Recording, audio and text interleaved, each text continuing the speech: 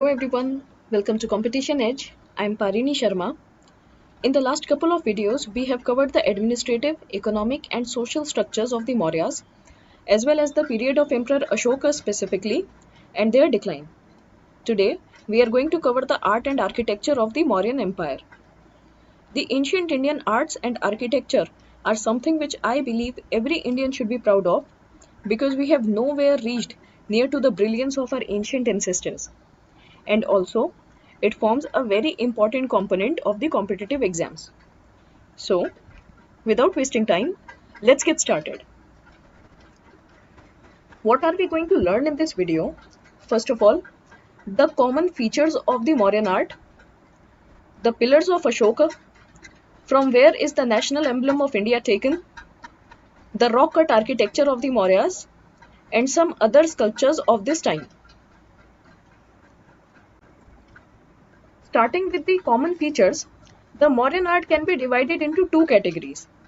First is the court art, that is, those sponsored by the state itself, such as the pillars, the stupas, etc. The second are the individual initiatives which were patronized by the private individuals, such as the sculptures or the pottery.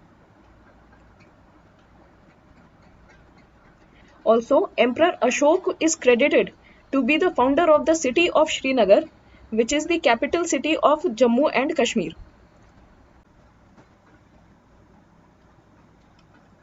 The Mauryan art marked a shift from wood to stone material. मतलब अब building material लकड़ी की जगह पत्थर use होने लगा है and that is why it has survived till today. Then how is court art linked to the emergence of an empire? The simple answer is resources. या साधन. A large empire which has resources in its hands can only sponsor such big projects. छोटे states जिनके पास resources या साधन कम हो वो इतने बड़े स्तर पर प्रोजेक्ट्स को सपोर्ट नहीं कर पाएंगे. Now we all know that as the trade increased a rich merchant class also grew in size, which became the urban elite class. So they were also able to support individual artists. राज्य के अमीर तबका जो था वो भी खुद के उपयोग के लिए शिल्प बनवाता था, therefore supporting the individual initiatives of the artists. Also, art was used as a form of expressing political ideology. For example, Ashok used his pillars to promote his own policies. And how the religious practices? This we'll further see in the video, how the religious symbols were used in their pieces of arts and architecture.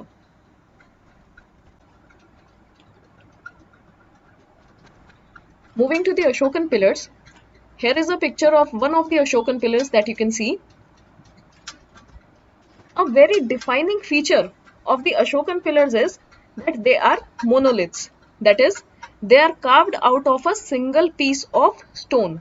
मतलब इन्हें अलग अलग पत्थरों को जोड़कर नहीं बनाया गया, ये एक सिंगल पत्थर से ही तराशे गए हैं. Then they are made up of sandstone, which was quarried at a place called Chunar near Varanasi. Chunar के सैंडस्टोन पत्थर के बने हैं ये. Now, see, mostly you will find a lion at the top of the pillar, as is the case with this pillar which is shown in the picture. But some pillars also contain a bull and an elephant on their top. For example, a bull capital found at Rampurwa in Bihar and an elephant capital found at a place called Sankisa. And if we see the structures of the pillars in general, so this is called the shaft of the pillar, which is around 40 feet tall. This is the inverted lotus, and this at the top is the crowned animal. In some pillars you will also find a wheel or a chakra, such as in the Sarnath lion capital.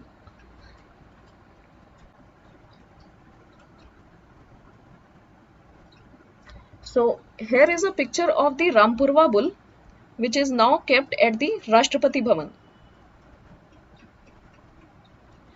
And we'll see how different Indian religious traditions are represented in the Ashokan pillars. The very first is the lotus or Kamal. Lotus is considered to be a symbol of purity in many Indian traditions. The second is the wheel or chakra, which is interpreted as the Dhamma chakra, that is the first sermon of Buddha. Remember we did Dhamma chakra pravartana, and it is also associated with sovereignty ya samprabhuta. The emperors who used to rule on a very large territory were known as the Chakravarti Samrat. Therefore the chakra. Then lion. Buddha is known as the Shakya Simha, or the lion of the Shakyas as per the Buddhist traditions.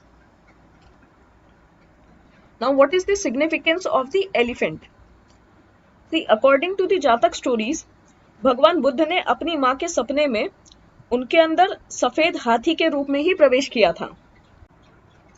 And also, according to the Vedic traditions, it is the vehicle of Lord Indra. Then comes the bull. Bull is considered to be a symbol of fertility in many ancient cultures. And a horse, which symbolizes the departure of Buddha from his home. The Mauryas are credited for giving India its national emblem, which is this. ये भारत का राष्ट्र चिन्ह जो आपने note से लेकर passport तक और भारत सरकार के सभी दस्तावेजों पर देखा होगा.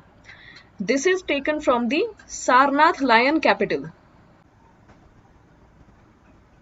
सारनाथ में, as we all know, Lord Buddha gave his first sermon.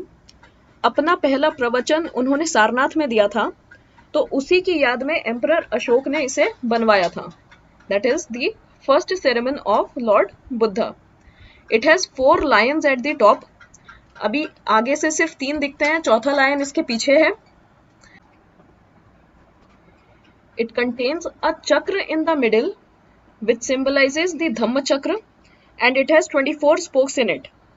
Then there are 4 animals around it, which is a bull, a horse, an elephant and a lion, जिन्हें भारत हेवी इलेक्ट्रिकल्स लिमिटेड यानी BHEL के acronym से याद रखा जा सकता है.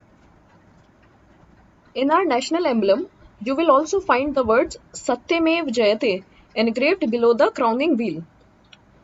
इसे लिया गया है मुंडका उपनिषद के श्लोक सत्यमेव जयते नानृतम सत्येन पंथा विततो देवयाना से, which means that truth always wins. सत्य की हमेशा विजय होती है.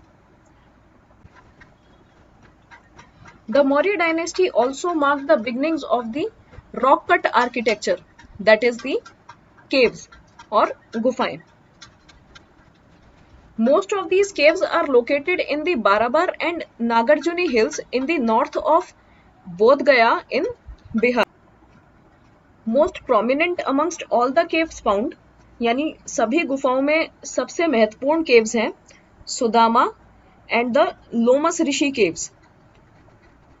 This here is a picture of the entrance of the Lomas Rishi cave. Like the pillars, these are also monoliths, that is carved out of a single stone, and these are made up of granite rocks. ये single granite पत्थर से तराशी गई हैं. These caves are very simple in plan. Their interiors are absolutely plain, that is, no images or wall paintings are found on their interiors, but they are highly polished. These caves are the earliest examples of the Chaitya arch. Chaitya arch is a circular or a horseshoe shaped arch, something like this. Now, chaityas themselves are the prayer halls. पूजा या meditation करने के लिए बड़े बड़े halls. And vihar are the monasteries. Monastery means where the monks used to live. भिक्षुओं के रहने की जगह. So now we know the difference between the chaityas and vihar. Vihar is the word from which the state Bihar derived its name. And we shall also remember that these caves were dedicated to the monks of the Ajivika sect by Emperor Ashoka. Also, apart from the Lomas Rishi and Sudama caves, other caves that are located here are the Vishwakarma caves and the Karn Chopar caves. Let's move to the stoops. Stoops are the funerary mounds which contain the relics of Buddha in them. अलग अलग स्तूप में भगवान बुद्ध की अस्थियों को रखा गया है. Now, according to a Buddhist text, Mahaparinibbana सूत्र, originally 8 स्तूप्स में अस्थियां रखी गई थी, जो हैं राजगृह, वैशाली, कपिलवस्तु, रामग्राम, वेथादीपा, पावा, कुशीनगर और पीपलीवन में. इसके बाद स्तूप्स को बुद्ध के अलावा प्रसिद्ध भिक्षुओं के लिए भी बनाया जाने लगा. So we now know the difference between 3 new terms of Buddhism: the Chaitya, which are the prayer halls, the Vihar, which are the monasteries, and the Stupas, which are the funerary mounds. Amongst all the stupas ever built, the most famous of all is the one built by Emperor Ashok at Sanchi in Madhya Pradesh. This is a picture of the Sanchi स्तूप. इसको आपने Madhya Pradesh tourism के add में भी देखा होगा, जहां पर वो कहते हैं सांची की शांति में खुद के अंदर झांक के देखा, हिंदुस्तान का दिल देखा. So, let's see what are the features of a stupa. The first is the toran or the door या द्वार. Then this is the Pradakshina Path. I am writing PP, which represent Pradakshina Path because it is too big a word to write. Then this is the under or the main structure in which the relics are kept. This square enclosure at the top is called the Harmika. And these 3 discs are called the Chhatra. They represent the 3 Ratnas of Buddhism. And what are the 3 Ratnas of Buddhism? Buddha. The second is the Sangha. And the third is the Dhamma. These are the 3 Ratnas of Buddhism. Buddham Sharanam Gacchami, Sangham Sharanam Gacchami, Dhammam Sharanam Gacchami. Buddha की शरण में आए, संघ की शरण में आए, धम्म की शरण में आए. After the grand stoops, let's also have a look at the other sculptures that were found from this time. We already know that these were being popularized by the local governors and the rich merchant class, that is, the urban elites. वो इसे खुद के पैसों से खुद के उपयोग के लिए बनवाते थे, जैसे अपने घर पर सजाने के लिए या वर्शिप करने के लिए. Now, amongst all the other sculptures that are found, the most prominent are the statues of the Yaksh and Yakshini, which are found from Didarganj and Mathura. The statue of Yaksh and Yakshini symbolize the presence of the local cults. मतलब स्थानीय पंथ भी मौजूद थे. Now, this is a picture of a beautifully carved Yakshini from Didarganj. Terracotta sculptures such as animal figures, carts, toys, etc. are also found, which must have been used for worshipping, decorations, and for playing. Also, there are some beautiful potteries of this time. And as we conclude this chapter, we can say that it was the first subcontinental empire. And since it covered almost the entire Indian subcontinent, they had to devise new strategies for a pan-India governance, which we have already covered in the first part of the chapter. Now, with a strong administration at the center, their economy also grew, giving rise to big cities, that is, urbanization. The trade went up, and a well-developed taxation system also evolved.